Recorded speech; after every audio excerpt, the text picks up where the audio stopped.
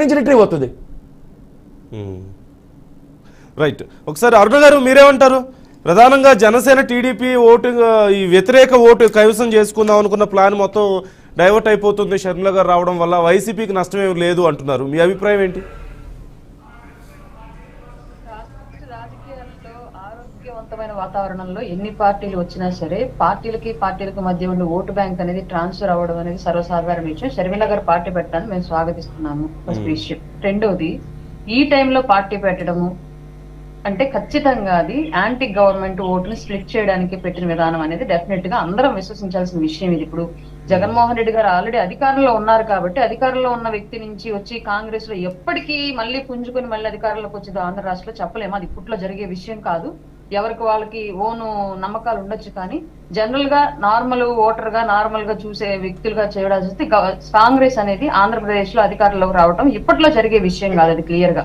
అయినా సరే ఎలక్షన్ కు ముందస్తుగా వచ్చి పార్టీని పెట్టి అధికార బాధ్యత అంటే పార్టీ ఉన్నప్పటికీ కూడా అధికార బాధ్యతలు షర్మిలాకు అప్పచెప్పి ఇప్పుడు దాన్ని ఊపు చేసే ప్రయత్నం చేశారు అంటే ఇన్నాళ్లుగా సైలెంట్ గా ఉండి ఖచ్చితంగా అది వైసీపీకి ఫేవర్ చేయడానికి, ప్రతిపక్షాలకు నష్టం చేకూర్చడానికి అన్నట్లుగానే అందరికి అనిపిస్తున్న విషయం. అంటే కాంగ్రెస్ పార్టీ వైసీపీకి ఫేవర్ చేయాలని అనుకుంటుందా? డెఫినెట్ గా ఇప్పుడు యాంటీ గవర్నమెంట్ ఓటు అనేది 10 ఓట్లు ఒకే చోటకి వెళ్లాల్సి వస్తే 10 ఓట్ల నుంచి ఒక 3 ఓట్లు 2 ఓట్లు ఇంకొక చోటకి వెళ్తే ఆటోమేటిక్ అది లాభించేది అధికార పార్టీకే కదండి. డెఫినెట్ గా అదొక అంశం. రెండోది, ఇక్కడ ఇంకొకటి ఏంటంటే ఇటు టీడీపీ అండ్ జనసేనతో విభేదాలు ఉండి వైసీపీతో కూడా విభేదాలు వచ్చి ఇక ఏ పార్టీ అని ఆలోచించే వాళ్ళకి కాంగ్రెస్ పార్టీ అని ఒక ప్లాట్ఫామ్ దొరికేలాగా రాజకీయ పునరావాస శిబిరం కింద ఇంకొక పార్టీ అనేది మళ్ళీ ఊపందుకుంది ఇప్పుడు క్లియర్ గా. ఇంకో 4వ విషయము, ఇప్పుడు షర్మిల గారు ఎంత నిబద్ధతతోటి నిజంగానే కాంగ్రెస్ పార్టీ యొక్క ఆశయాలని నెరవేర్చే విధంగా అన్ని పార్టీలతోటి సమంగా కొట్లాడి కాంగ్రెస్ పార్టీని డెవలప్ చేస్తారన్నది ఇక్కడ ప్రధాన అంశం. కోవట్లు కొంత వ్యవహరించి ఇందాక కేఎస్ ప్రసాద్ గారి మాటల్లోనే మనకి తేటతెల్లమైన విషయం ఏంటి అంటే Congress and YSR Congress okay cadre తోటి ఒకే విధానాలతోటి ఉంది అన్నట్టుగా ఆయన ఇండైరెక్ట్ గా చెప్పేశారు. అప్పుడు ఆయనకి ఇచ్చుండి పోయి ఉండేది కదా, ఇప్పుడు మళ్ళీ తిప్పి మళ్ళీ వాళ్ళ ఇంటికే వచ్చింది ఆ పార్టీ అన్నట్లుగా ఆయన మాట్లాడిన దాన్ని బట్టి నేను మాట్లాడుతున్నాను అంతే.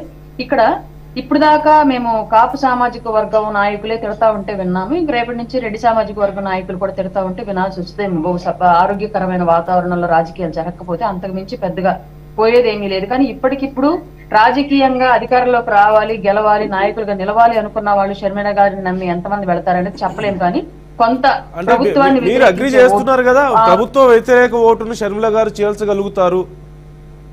డెఫినెట్ గా కొంత జరుగుతుందండి, డెఫినెట్ గా జరుగుతుంది. ఇక్కడ ఇంకోటి ఉంది, రాయలసీమకి వచ్చినప్పుడు మనం ఇంకో విషయం ఆలోచించాలి. అక్కడ ఆల్రెడీ కాంగ్రెస్ లేదు కాబట్టి వైఎస్ఆర్ కాంగ్రెస్ పార్టీలో కొంతమంది నాయకులు ఉండిపోయారు. కాంగ్రెస్ అభిమానుల కింద ఉన్న వాళ్ళు, వైఎస్ఆర్ ఫ్యామిలీ అభిమానుల కింద ఉన్న వాళ్ళు, జగన్మోహన్ రెడ్డి నచ్చకపోయినప్పటికీ కూడా పార్టీ మీద వైఎస్ఆర్ గారి మీద అభిమానంతో కొనసాగుతున్న వాళ్ళు ఉన్నారు. బహుశా వాళ్ళు గనక ఇప్పుడు షర్మిల గారి సైడ్ గనక తీసుకుంటే అది కొంతవరకు జగన్మోహన్ రెడ్డి గారికి నష్టం జరిగే అవకాశం ఉంది. ఓకే ఓకే రవికుమార్ గారు మీరేమంటారు? మీకు ఏ నష్టం లేదా షర్మిల గారు కాంగ్రెస్ లోకి రావడం వల్ల?